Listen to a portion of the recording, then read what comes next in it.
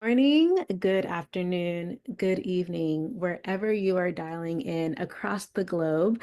My name is Maureen Afamadu, and I'm the Senior Manager of the Inclusion, Diversity, Equity, and Awareness team at SNAP. My pronouns are she, her, hers, and I'm based in New York City, which is on land originally occupied by the Lenape people. For those that need a visual descriptor, I am a brown-skinned woman with black hair, currently in braids, and brown eyes. Welcome to Chazi's second annual ERG Summit. We have folks from around the world dialing in today to learn about the ins and outs of ERG development. As Senior Manager of Diversity, Equity, and Inclusion, my role encompasses a lot, from writing diversity annual reports to leading bias training to advising on recruitment and retention practices. One of the biggest and most impactful parts of my role, however, is leading and developing strategy for employee resource groups, or ERGs. They are often the heart and soul of our companies and organizations. So today, I am honored to help kick off Chazi's ERG Summit, designed to empower you as ERG leaders and DEIB managers. Today, I want to speak about how we can move from ERGs, employee resource groups, to ERGs, employee resilience groups. I am a former attorney, and prior to moving into the tech industry, I used to conduct research centered around the intersection of race, policy, society, and the law. And it's actually really interesting to come full circle and see how we are still at that same intersection today. With the recent legislation impacting affirmative action in higher education last year, we've actually seen a backlash against DEI programs, budget cuts across the board, and the dissipation of what I call the George Floyd activism of 2020. As an ERG leader, DEI practitioner, or DEI business leader, maybe you've experienced some of these changes firsthand. Perhaps your organization's DEI teams were reduced, or your budget was impacted, or maybe you just feel the work that you do isn't as appreciated as it once was. If you find yourself in that space, please know that you are not alone.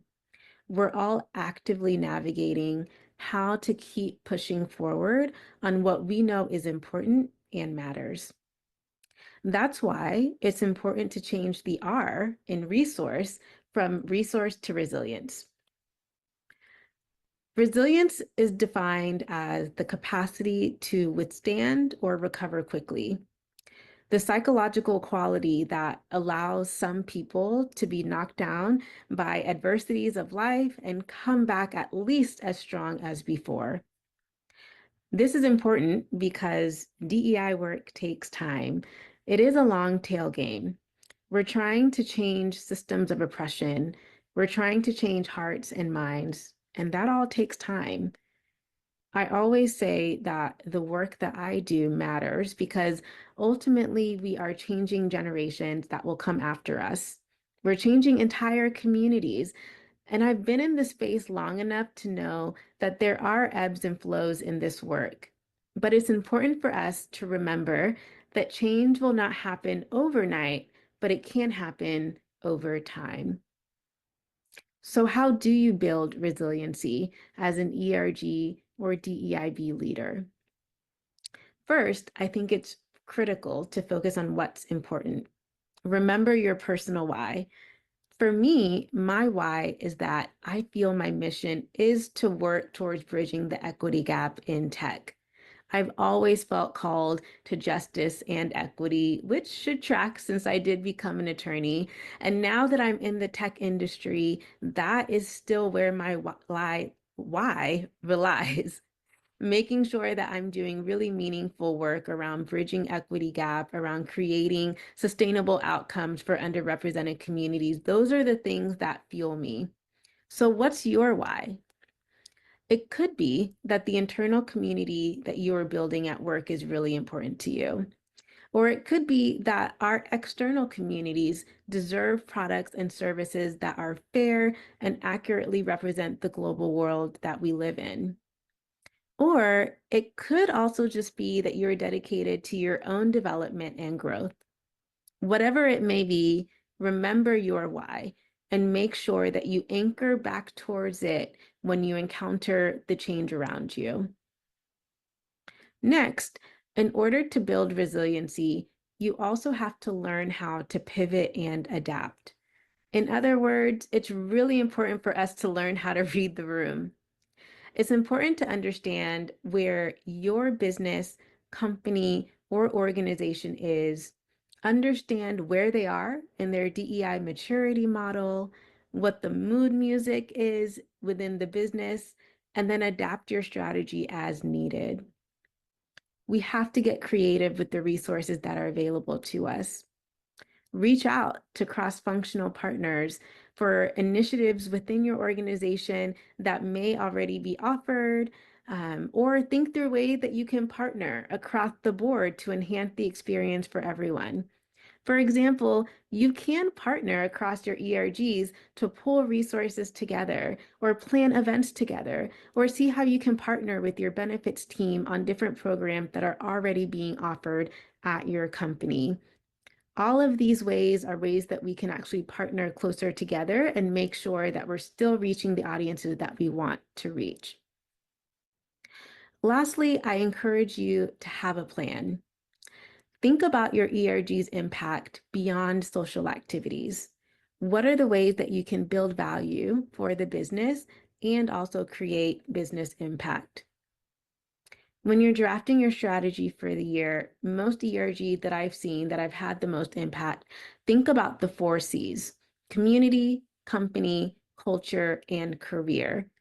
And they have initiatives that not only build internal community and foster safe spaces, but that also create a sense of belonging too. We want to make sure that in addition to those 2 things, that we're also building initiatives that are driving our professional development forward or driving the product forward as well. Although I do want to caveat, I'm not saying that you're responsible for solving every issue that your community faces at your company, but it will help you to have a more resilient ERG if your organization can measure the tangible business impact that you are bringing in as well. This is something that we try to do internally here at SNAP when we're thinking about our bigger cultural moments, which we call here tentpole moments, whether it be Black History Month or Pride or Latin Hispanic Heritage Month, which we're just finished wrapping up. What are the ways that we can leverage these really big moments to not only build internal community, but show our external community that we're really dedicated to our users, to those who are engaging with our product, to our clients and customers, to everyone that gets a chance to engage with the app. These are all really important moments that you can do both. And so I encourage you, as you're thinking about your strategy, to think about ways that you are not only building that internal community, that you're not only driving professional development, but that there also might be opportunities to drive greater revenue, drive the business forward, create business impact, whether that's a lens or an app in the case here at Snap. But there are so many ways that you can look into making sure that you're driving tangible business outcome too as well. The important thing to notice, though, even if you're looking towards moving from employee resource groups to employee resilience groups, is that the acronym still stays the same. ERGs still matter. Now more than ever, the communities and safe spaces that you are building are critically important. ERGs inspire creativity. They bring diverse voices and perspectives together. They create psychological safety and safe spaces internally for team members to gather and connect. And they build networks that will carry you throughout your career. Some of my best friends have come from doing really critical work in the ERG space. As ERG leaders, you also are gaining really important skills that will go even beyond the communities that you are impacting or the work that you're doing for your ERG. You will always need to know how to draft a project or event plan, how to manage a budget, how to plan an initiative from end to end, how to have tough conversations, and how to lead a team. These skills are invaluable. Lean into the skills that you are gaining through this work and think about ways that you can take your ERG work and apply it to your core role too as well. Ultimately, these are all important because the pendulum will swing back. Remember that because this work takes time, though there has been a shift, it will swing back. And it's on us to remain ready to carry forward the work when that happens. Today, you'll hear a lot of important information geared to help you do just that. You'll dive into the importance of data, how to advocate for community and political change, how to build an annual plan for your ERG, how to engage in a hybrid world in a global economy and community. I hope that you will take advantage of every single session and all of the knowledge that's being shared today. Take the time to connect with the peers that you see on the call, to take note of the leaders who are speaking, and also leverage this time as a reset for yourself among your peer group. We have to do these things in order to really get ready for what's next. Again, while this work may not happen overnight, remember it will absolutely happen over time. One of the ways that we've been able to keep this top of mind here at SNAP is being able to take a look back as we do every year in our diversity annual report. And this past year, we built a video that really highlighted some of the important tangible business impact that our ERGs were able to have on the product. So I'm really excited to share that now, and hopefully it will spark some ideas that you can take back to your own individual companies. Thank you, and again, welcome. Inclusion is something that you can smell in the air. I could get emotional talking about this. To change the world, we need the whole world. So we say that DEI is everyone's job. But what does that mean?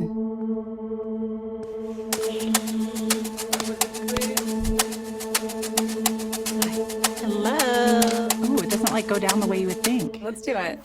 My name is Chidima Sylvia Chukwu, but when I joined SNAP, I did join SNAP as Sylvia because it was an easier name for people to pronounce. This is my first job fully in English. I moved to LA because of this job.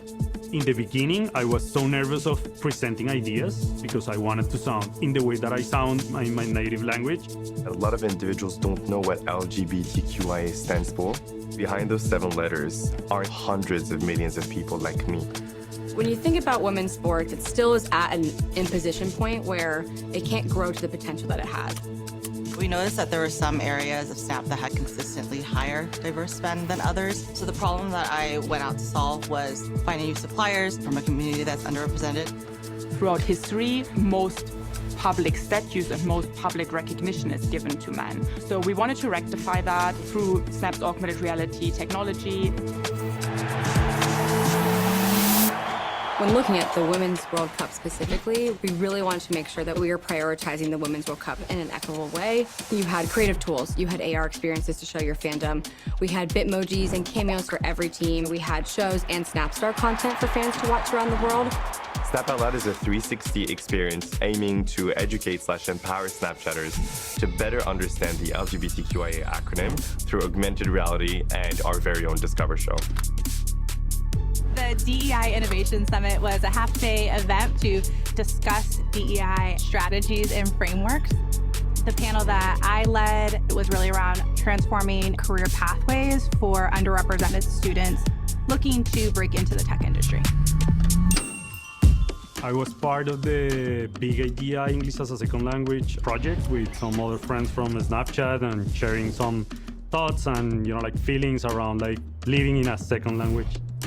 An Ode to Noir was a film that was dedicated to giving Black and brown employees a place to have their voice heard, also inspire young Black potential Snapchat employees. We created virtual statues that we would place in public places across 8 major cities in France. We would match a statue of a male historical figure with a female counterpart that had previously not been given the credit she deserved.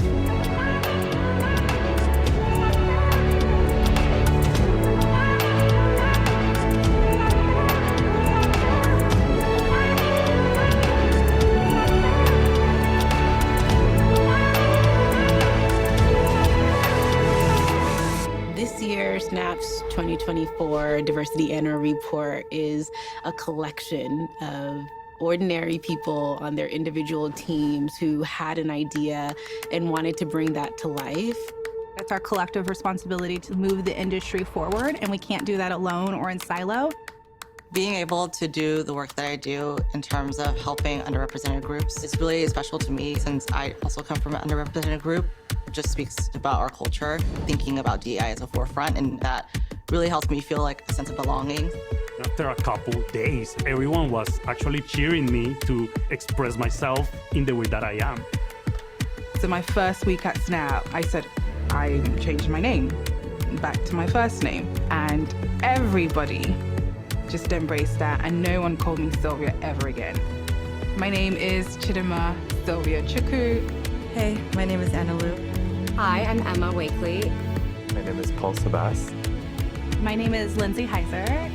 Hi, I'm Tony Van Zutphen. My name is Diego Almanza.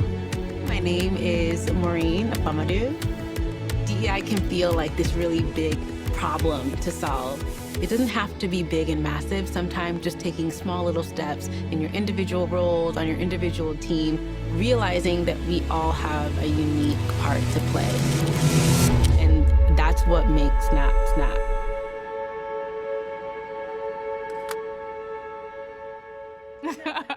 I'm trying to like not see that the camera's here, so yeah.